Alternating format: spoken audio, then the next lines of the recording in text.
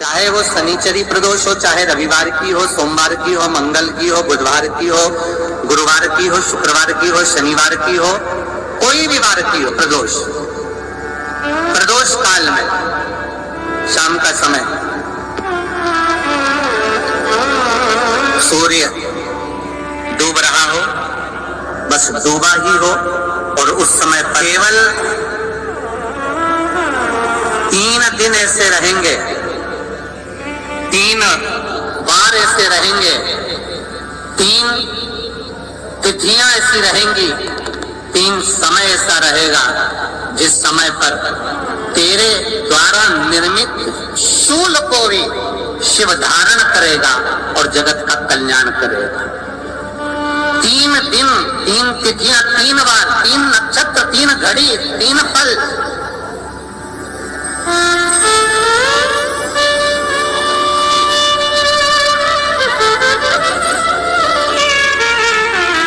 जिसमें बाबा शूल भी धारण करते हैं, और शूल अकेले धारण नहीं करते महाराज।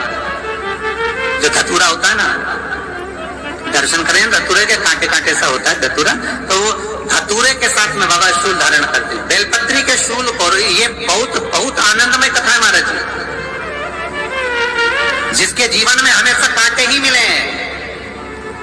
बेटी बड़ी हुई तो घर में मायके में दुख देखा, और मायके से गई ससुराल में तो ससुराल में दुख देखा।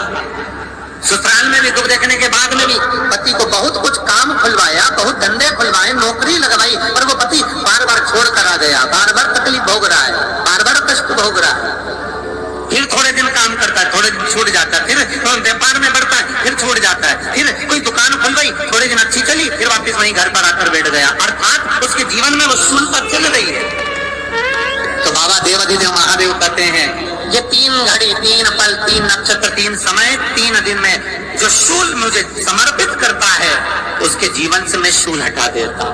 वो 3 दिन लिखे स्कंद पुराण।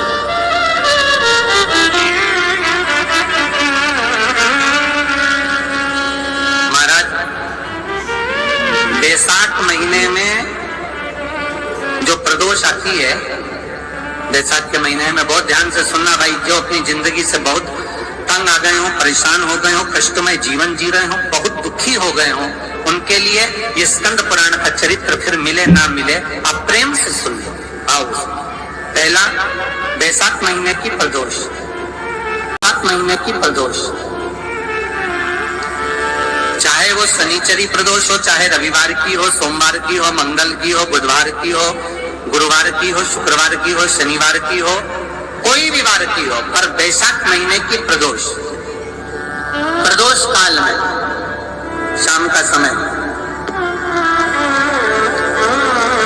सूर्य डूब रहा हो, बस डूबा ही हो, और उस समय पर सूर्य के डूबन के तुरंत बाद बाबा को धतूरे के साथ में बेलपत्री ना चढ़ाते हुए, बेलपत्री के वृक्ष के 7 कांटे बाबा के शिवलिंग पर समर्पित करे जाते हैं महाराज, अपनी जिंदगी में अड़चनों को हटाने के लिए।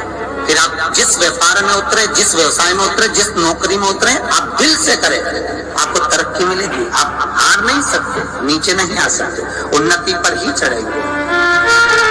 एक बैसाख मास की प्रदोष। दूसरा, दुख की जिंदगी चल रही है, बेलपत्र लीजिए और 7 चावल के दाने इस बेलपत्र के मध्य वाली पत्ती पर रख लीजिए।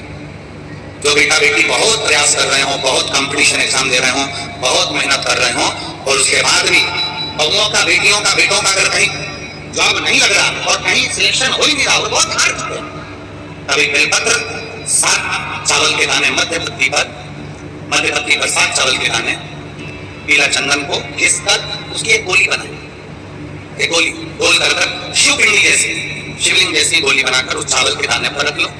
एक स्थान पर रखकर घर के अंदर ही उसका पूजन कर लो, कर दिए से आरती कर ऐसी कैसी ही बेलपत्र अशोक सुंदरी वाली जगह आप रख दीजिए। ये किसी भी प्रदोष के दिन या किसी भी सोमवार की अष्टमी के दिन या किसी भी विशेष शिवरात्रि के दिन आप ये एक बार केवल करना है और अपने मन की कामना कर उसको रखकर बाबा को घी का 2 दिया लगाकर आ जाना है। मेरा भोलेनाथ आपका हाथ पकड़कर आपको कंपटीशन एग्जाम में विजय दिलाएगा।